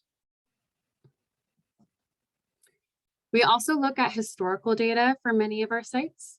This graph shows the lead concentrations over time. The y-axis shows the lead concentration and the x-axis shows the year. And each site is indicated by a different color line. And that red dashed line is that water quality objective or that pollution threshold. So take a look at that yellow line. This represents Vassar drainage. You can see pictured on the top left. Vassar drainage is located in Pillar Point Harbor. And we noticed that lead concentrations at Vassar drainage had increased in 2019 and in 2020. So we wanted to keep an eye on lead concentrations at this site to see if they were going to continue to increase in 2021. This year, lead concentrations at Vassar were within recommended ranges and did not exceed the pollution threshold. So we do not see a problem with lead concentrations at this site, but we're going to continue to keep an eye on it. Also want to show y'all the historical graph for copper. Again, the y-axis represents the copper concentrations, while the x-axis shows the year. And take a look at that green line. That represents San Vicente Creek mouth, also pictured on the left. This year, San Vicente had elevated levels of copper more than any other site. We have not seen this at San Vicente, so this is something that we'll be keeping our eye on for next year. Here's another snapshot summary of some of the water quality results this year. Surfer South had the highest concentrations of E. coli and Enterococcus. West Point Avenue had the highest concentrations of orthophosphates. San Vicente had the highest concentrations of copper. So now that we've discussed the first flush results, let's talk about what we can do to improve water quality and the health of our ecosystems. The RCD offers programs that improve water quality and promote water conservation and resiliency, from harvesting roof rainwater in greenhouses and residences with rain barrels, to installing stormwater gardens, water bars, and permeable pavement. The RCD works wherever it is needed to accomplish water quality improvements and conservation. If you're interested in learning more about any of these techniques, this stormwater booklet goes into more detail, and it is very useful in assisting landowners in greening stormwater runoff. It is available on our website and free to use, so we can send it to you if you are interested. It contains information for homeowners in greening their home to slow, spread, and sink stormwater runoff. The San Mateo Resource Conservation District is happy to offer any technical assistance and support if anyone is interested in implementing these types of projects. So thank you for your time. Myself and Noah, the Water Quality Program Manager, is here to answer any questions. Thank you, Nicole. That's always fascinating. This is also an informational item. So anybody in either the public or the council that wants to ask or comment on this for 3 minutes, welcome to put your hand up. And Greg, I see you have your hand up. Can we get a link to that booklet she refers to? I don't understand what a water bar is, but I would love to look at the booklet. Sure, Greg. I just pasted it in just as you were asking. Beat you to the punch. Thanks. Thanks. Some really interesting information in there. Thank you. Sid. I noticed on the picture at Vassar, it looked like the pipe was cracked. I think that's by the yacht club in Princeton, right? The Vassar Avenue slide that you showed. And then the other thing I just wanted to say is, thank goodness the San Vicente Creek is going down, because I know the Marine Reserve was one of the most polluted beaches in all of California, like 2 years ago, I think. So that's good. But do they do anything? I mean, does anyone know where that pipe at Vassar is coming from? Is it just supposed to be street water runoff? Yeah, it's basically just street water runoff from further up Vassar. And did it look like, sorry, go ahead. I'm sorry, did it look like it had a crack in it? I think it's fairly old. I noticed last year that it actually was filled with sand, so I was curious if it would actually discharge, but it seems to be flowing well and doesn't seem to be a lot of water kind of coming from anywhere else. So I think it's still working, but Since it might be we time. did our collection in the dark, I didn't really notice that, but thank you. Thank you. Michelle. Hi, thanks for this presentation. I just wanted to ask about the copper at San Vicente Creek, since that's the first time we've seen that. Do you have any idea where that could be coming from? What causes copper in the runoff? I can take this one, Nicole. I mean, Nicole went into it a little bit in the heavy metal slides. Copper can come from brake pads, come from any kind of old metal stuff hanging around, or it could come from some roofing materials. It does seem like it might just be a one-off down at San Vicente, so we're definitely going to keep an eye on it. We go down there like between 10 and 15 times a year along San Vicente Creek, and I haven't seen anything this year that would indicate a kind of red flag for copper. So could have been anywhere in the watershed, I think, basically where some copper got into the creek. Do you test for copper on a regular basis, or just during first flush? Just during first flush. We test for fecal indicator bacteria the rest of the time, and then we do some kind of recon days to go out there and just see what's going on. Yeah.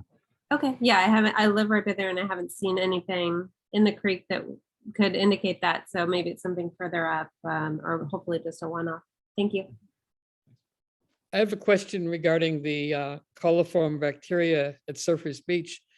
There's constant talk about upgrading restrooms there. Do you think there's any connection, or is that coming from further upstream?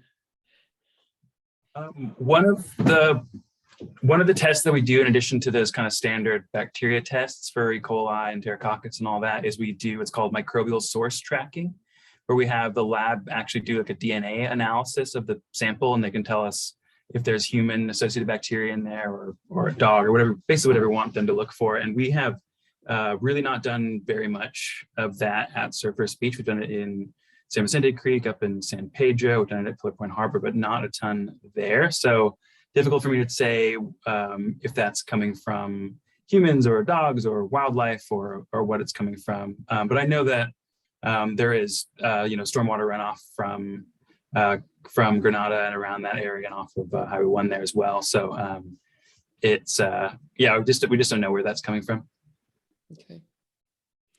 Are there any other questions? I don't see any. Thank you very much. This is always interesting, and I appreciate your coming, filling us in on it. Thank you. Having us. Okay. The next item on the agenda is a proclamation for National Poetry Month. And I'll turn that over to Dave Olson. Yeah, this is maybe the first time we've ever actually issued a proclamation. I did a quick search. I didn't see any others. So we received an email from the San Mateo County Poet Laureate, Eileen, Casanetto, who has joined us tonight. I'd asked if she wanted to speak, but I haven't heard back from her yet. So I thought, you know, we've been going through a lot of stuff with COVID. National Poetry Month seemed like a good thing to issue a proclamation on. And I see that she's on now. So, you know, poetry is a way for people to express and share their feelings, their concerns, and certainly something that we have needed a lot of over the last couple of years. Do you want to say something on it? Sure. Thank you, Dave. Good evening, honorable members of the Midcoast Community Council. I'm very honored to be here and to accept your proclamation of April as National Poetry Month. As a matter, I'm the third Poet Laureate of San Mateo County. The first Poet Laureate is Caroline Goodwin, who comes from, I believe, El Granada. And the Coast Side community is really very special to me. My husband and I try to go many times a year. I know a lot of poets from that area. And all I can say is that poetry is a great community builder, a great equalizer, and certainly one of our most democratic forms of expression. In fact, during the early days of the pandemic, people have turned to poetry as a survival mechanism and a way to heal and reimagine the future. I'm also hoping that the Midcoast community can support having a poet laureate in the area or a youth poet laureate to amplify the role of poetry in our shared humanity. Chair Tutan, I'm sorry if I'm pronouncing your last name. May I share a very short poem? Please do. Thank you. So this is just a very, very short poem. And it goes, I was taught to gather only what belonged to me, to never pick wildflowers, but instead commit to memory the shape and sound of what they shelter. Painted lady, bumblebee. When I say speak poetry, I mean know the language of wild and fragile things. Speak of flight and firelight, how to measure a wingspan, a lifespan, a split second that changes everything. Carry each other, the poet says. This matters more than anything. Thank you so much. Thank you. Thank you.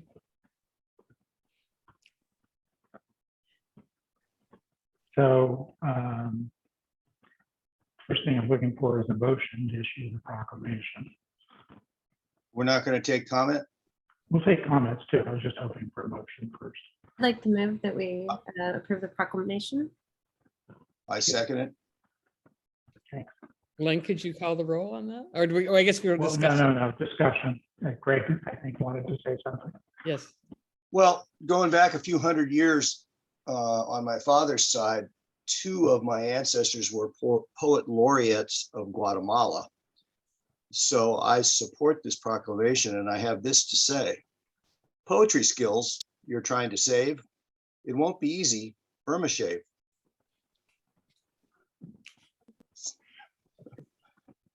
You don't want signs on the highway, Greg. Probably too young to know what that is. Okay. Any other comments? Okay. Shall we vote on the proclamation then? Len, could you call the roll?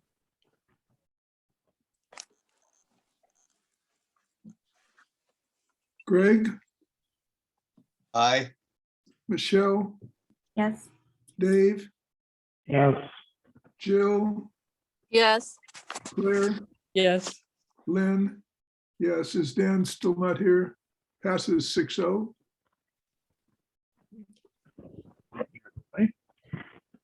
Congratulations. Thank you, Ellen. Thank you. We'll move on to the next bit. We pulled the minutes for January 26th.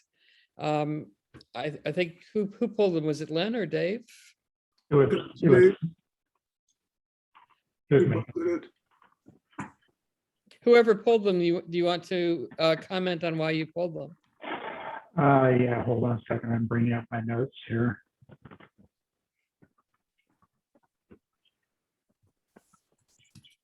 Sorry. Got through everything so fast. There we go. Okay, so there were some typos, I think, that I had sent to Len, and I don't know if he corrected them or not. I didn't see anything back. Council was undertaking voting act to stop a few, for example. A couple of others. There was an error in my comments about the response for Jill's letter versus the one that I helped author. I'm very concerned that there's not a single comment from the community on the off-leash dog issue. And we had quite a bit of discussion, and that's, I think, the last time we had a discussion about changing the way minutes were written. I think it was pretty clear the consensus of the council at that point was we wanted community comments to be in the agenda. Obviously, they have to be trimmed for length sometimes. There was an error with council activity and future agendas. We didn't get to those items, so they just couldn't. So I have actual errors. Oh, and then there was an issue that the minutes had attempted to do a comparison. The two different letters that were proposed on the off-leash dog issue. And the comparison between the two letters did not seem correct to me, and I don't even understand why it's there. So I had a lot of issues with these minutes. Before we go on, I'm looking at the agenda on the website, and I don't see minutes posted to the agenda. So this may be moot. We may not even need to be talking about this. They were posted yesterday, earlier today. Could somebody look at the website yourselves and I'm looking at it. They're Yeah, I'm posted reading it now. Yeah. It's there. It is Yeah, they're there? there. Yes, on Okay, the all right. sitting, Okay, never mind then. So yeah, let me speak for a moment, Claire. Please. So to finish these totally, I was I was constrained with time. So I did receive Dave's comments, but I did not have time to work on response. And so I will do that. There are 2 points he raised. I just want to get feedback, I guess, at the council level.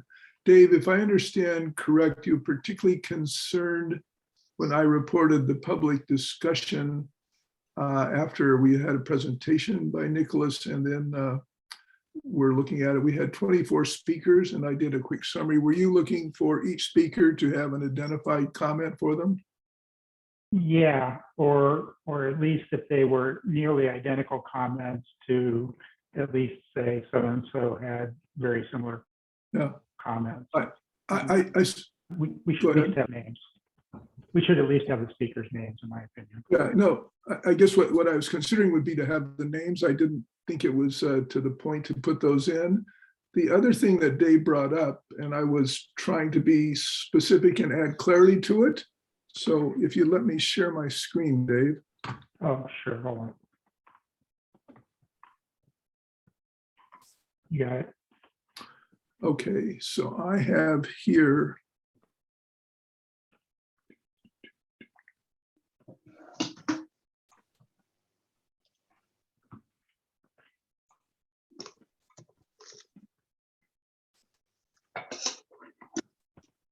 Okay.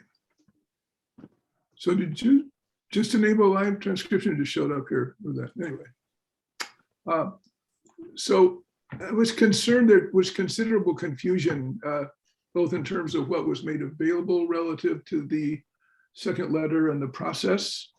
So in looking at them, I felt the distinguishing feature was that both the letter that was originally proposed and the letter finally adopted after modification by Michelle shared a common progress about the program, showing a certain degree of what could be taken on both areas.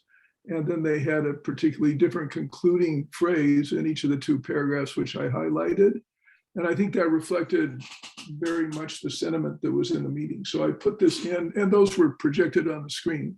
So I put those in to make that distinction clear, especially given the confusion that existed about the letters. It was a reflection of things that were presented at the meeting, and I think that was something that you had a problem with. Is that right, Dave? Yeah, I mean, to me, first of all, I cannot recall there before, and broke up to a little me, bit this there. skips over some other important differences in the letters. I will say that when I put the final letter up on the agenda posting, I left both the original letter and Jill's alternate letter so that people could see them. And at some point later on, some other council member removed those and left only the final letter. So I was a little bothered by that too, but that's a separate issue. Yeah. But I do think people should be able to see the original letters if they want, but I don't think this is an adequate description of the differences between the letters. Well, okay, I felt that with links to the two letters that this would be appropriate and give a certain sense of it there. So, but in terms of also, there aren't links to direct links to the video to show that. So there are things like that that need to be completed. I will make an endeavor to add the 24 names, but did not plan to put in their comments at all. And then if you still feel that you're uncomfortable with this, I mean, leave it for vote, or we can talk about that further. So you're proposing to bring this back for the next meeting? That's then? correct. That's Okay. correct. So we're pulling it for now.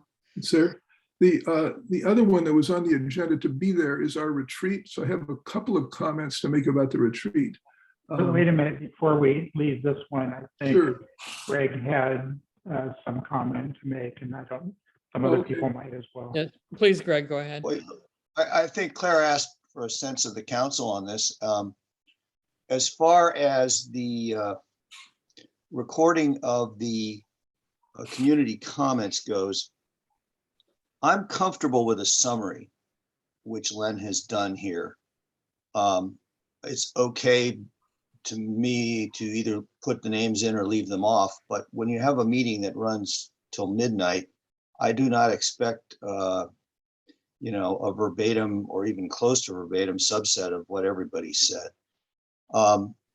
As far as Len's adding this stuff, I was very confused about the three letters, the initial one, Jill's revision, and the hybrid solution. And I find it a useful piece of historical summarization to have something like what Len has done here. I'm not saying, Dave, that I know this is completely accurate and that this is every difference, but I do think that it is a worthwhile endeavor to share this was the difference. And my last comment is, and my memory's a little fuzzy, but I've had several people complain to me that we did not allow community comment on either the amended letter or the hybrid letter. And I don't really know the protocol, but I recall we started off with letter A, we went to discussing the amendment, then Jill pulled it back so that we could have community comment on the first letter, but then we never got community comment on the other two. And that bothers me, and it bothers a bunch of other people. I don't know. We had substantial comment on both Jill's letter. On the amendment? And the amended letter as well. Oh, no. Dave, you're talking about the letter that Michelle finished and then we went pretty quickly to a vote? Yes. I would have to agree we did not necessarily do that We, adequately. we certainly had some comment on it, both from the council and the public. I will, when I bring this forward, I'll review that part in particular, and if there was comment there, at least document it in terms of who participated. That would be helpful, Lynn. Okay. Michelle? Yeah, just to comment on the council, the comparison of the two letters. I don't really think that's appropriate for the minutes because I think it's a little bit subject to interpretation. I, however, do feel that both letters should be preserved in the blog post about the meetings so that we can see both the original two letters and then the final comment letter. And just one note, I think a mistake that we made when we posted the draft letters on the website is that we didn't actually have the watermark that says draft on them. And it's something that we should really be sure to do each time that we post a draft letter on the website, make sure it has draft as a watermark on the document. Yeah. And in addition, on the minutes when they're posted. Yeah. That's a whole policy discussion, and I had wanted to have a policy discussion, including issues like that. Not on this item, but as an agenda item. What did you say there, Dave? I said there's a number of council policy issues that I want to have an agenda item on sometime in the future, not tonight. Yeah. Well, I think the the minutes for the retreat will point us in that direction. Are we finished talking about this for now? You're going to bring it back for the next meeting, correct, Glenn? Yeah, I will check both with Michelle and Dave on the comments here. Before we do that, so we don't have to have another discussion about styles and minutes and the next meeting. Could you at least say yes or no for those who haven't? I'm sorry, what did you broke up a bit, Dave? Your internet's really bad tonight, Dave. No idea what's going on. Is everybody who has not spoken comfortable with the style of the minutes? Could you say so, yes or no? I'm okay with it. And overall, there might be small things I would change, but the overall thing is not bad.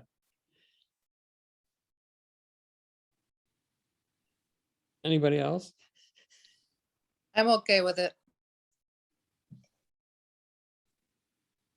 So I'll check back with Dave and Michelle on this point. offline. Michelle's got her hand up. I don't know if you want to. Oh, sorry, it was left up from before. I'll put it down. Okay, are we okay with moving on to the retreat minutes, which I guess are not posted, are they? No, they're not posted. The retreat minutes, I ran out of time. So I'm not sure we should be discussing them. No, just an information note to the council. Okay. Basically, to work that out, especially when we get to the priorities section, we shortcut that. And so in developing the minutes for that, I'm going to be working with Greg, which may be really a process, because really what happened in the whole priorities discussion is it didn't come to completion. And it's a question that the retreat is in a little bit different category in terms of where you're trying to get to. So in bringing those forward, I wanted to work some with him to bring that forward. The point was made, and I think, I know I was in the first council where that structure came up, helped put it together. And both in terms of its organization and groupings, and it was much more like the groupings Michelle had indicated, but from a process standpoint and how it fits in, we really didn't sort of finish the discussion, even the items that were there. So I'd like to see us work that up in the interim, and that probably would come under the heading of Greg working on what he's already posted and taking in comments. But especially for the retreat, both of those documents are sort of living, working documents that need to come to a conclusion, not necessarily a formal vote. So there's some work on that, which is as a process point, Claire. I received suggestions from several people on those two documents, and I made modest changes at their request of some of the people. But I didn't feel I should make major changes without a group discussion. So that was why I stopped where I did. Do you feel that it warrants bringing it back as an agenda item? I thought so. Okay. Dave, what do you think? I think we should do work prior to bringing it back, but that would be part of bringing it back to the council, going along with the minutes themselves. In the past, my understanding about the minutes from the retreat is that they don't need to be detailed, that they can refer to these documents that we produce. They don't have to say them again. Yeah, that's been, the retreat minutes have typically been very sparse and try to capture only important points of discussion. And as far as bringing the work priorities and the tasks documents that Greg did at the retreat and then finished later, I don't see a reason to bring those back to the council. Those are living. So issues arising from it absolutely might be an agenda item, but not those documents themselves, in my opinion. Okay, we have a disagreement on that, so Sure. Not sure that we historically we've not ever brought those back. Well, unless there was some big change.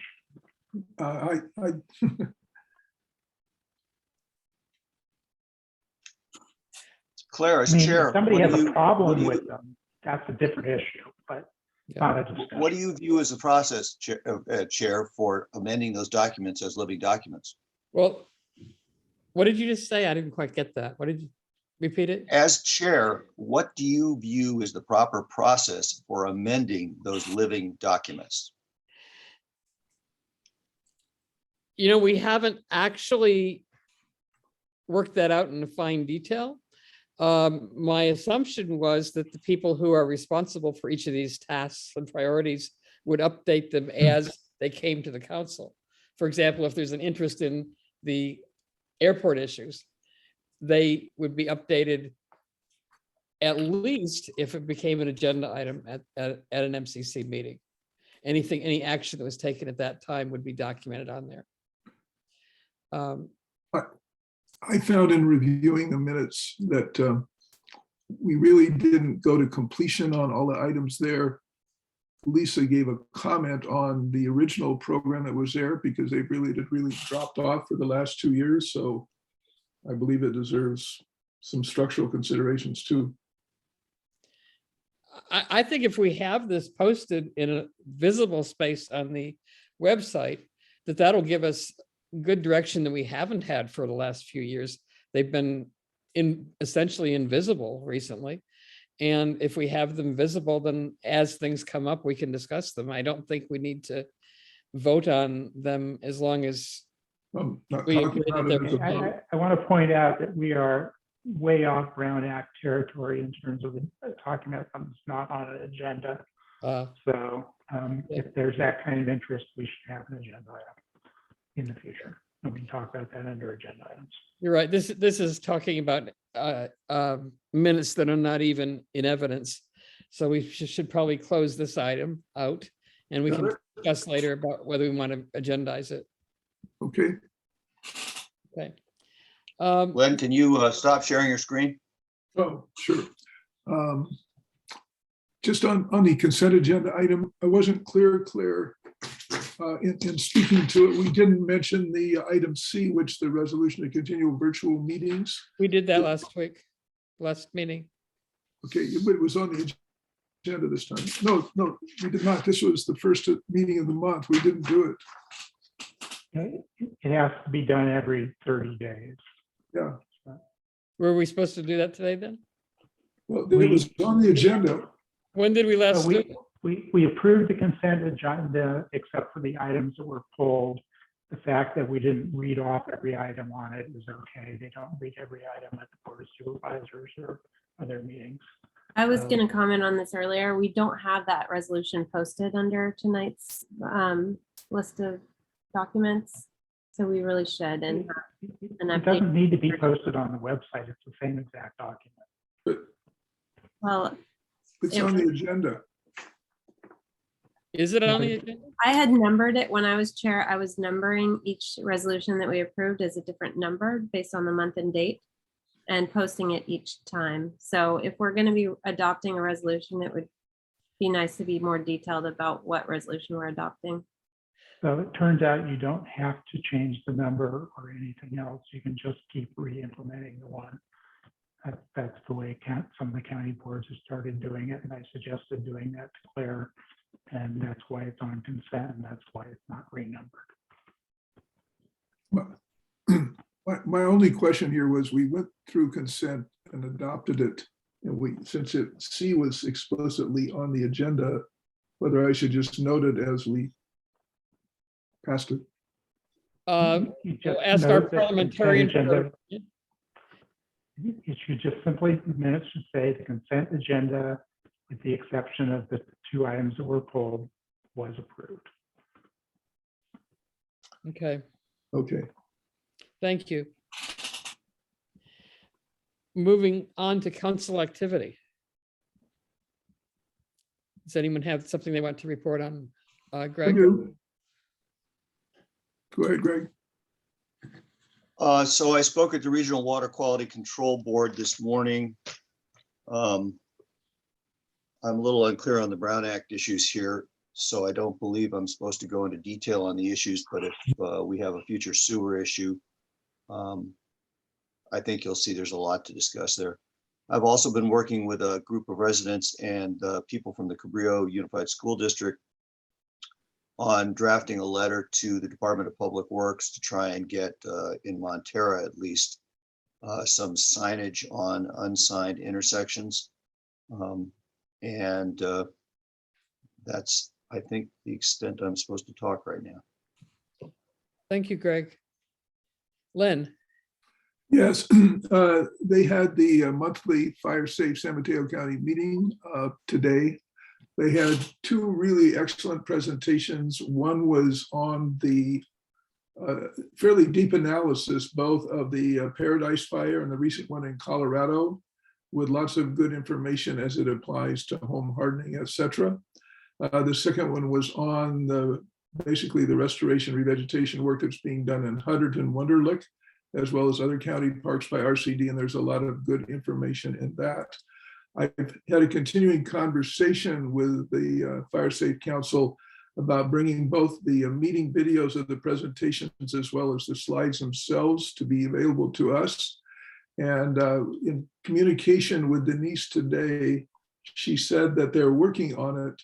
And basically, I would really like to see them available to our community by the beginning of March, so that when we receive more detailed report information from our study, that it's available. It's just really good backup information. So I'm hoping they'll have it ready by that time. And if not, that we'll find a way to make it available here.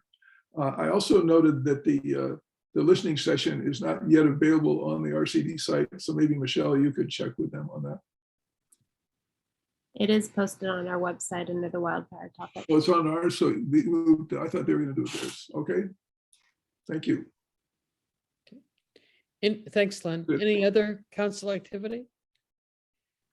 What about upcoming agendas? We have 2 things on the agenda for the next meeting.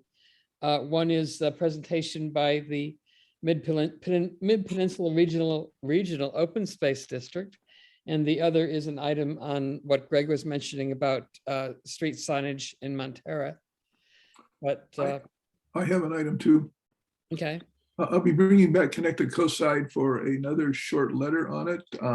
One has to do with an explicit statement relative to recommending its adoption and to continue a little bit further with what comes next in that area. So I'll have that as a letter. And Okay, I would expect to work with both Greg and Dave on that, who worked with me on the original one. Okay, if you could contact me about I'd that. rather not be part of that. Sure enough. Is that it, Lynn? I've got a That's couple fine. of agenda items. They don't need to be on February 23rd, but one is a very fast item to approve up to $200 for 5 years of storage to back up the website. And we need that because it exceeds $50. And the other is a much longer item, which is talk about some of the policies that we didn't get to in the retreat. So I can clarify the details on the kind of policies I'm talking about later, but I would expect that to be 45 minutes to an hour long item. Okay. And I know we've got things that are floating around that we will eventually get to, like the airport and that kind of thing. Anybody that wants to talk with me about anything, please reach out to me. Michelle? Yeah, I just wanted to say, I was really glad to hear Supervisor Horsley say tonight that if we put something together, he would consider commissioning a study for lead exposure in children. So I'd like to move on that rather quickly. I know we also want to have a larger presentation on, having people from the airport come and speak, but I'd like to put together a letter for one of the next couple meetings, asking for the San Mateo County Board of Supervisors to do a lead study. Okay. Idea. There's a lot from Reed Hillview to draw on. Hmm? You can draw on a lot of the material that was presented for the Reed Hillview changes. Yeah. Yeah, Claire, I support what Michelle's saying. I agree it's in advance of an agenda discussion, but it takes us so long to get around to having the meetings and doing it. I'd like to see a draft letter adopted as soon as is reasonable. Yeah, well, I'll be meeting and putting together what's actually going to be on the agenda for next week, or whenever we're meeting again this Friday, because I'm going to be out of town for a little bit. So the only two things that are absolutely definite are the two that I already mentioned. But Michelle, that sounds like it might actually fit. Yeah, I could put something together. I'd like to work with Greg and one other person if anyone else is interested. We should also consider whether we want to try Tim Fox's idea of voting on the issues and then having a letter written afterwards. You can consider that as you put your agenda item together. Yeah. I was looking at an item when we did a major comment on a LAFCO sphere of influence back in 2008. And at that time, the board used that type of process for their letter. And did it go well? It did. It was very good. Good quality letter. Good. Okay. Anything else? Okay. Is there a motion to adjourn? I move we adjourn. Second. Okay. Taking the roll. Greg. Aye. Michelle. Yes. Dave. Yeah. Jill. Yes. Claire. Yes. Myself, yes. Dan's not here. Passes 6-0. Okay. Thanks. Thanks, everybody. Ron. Night. Night. Mhm.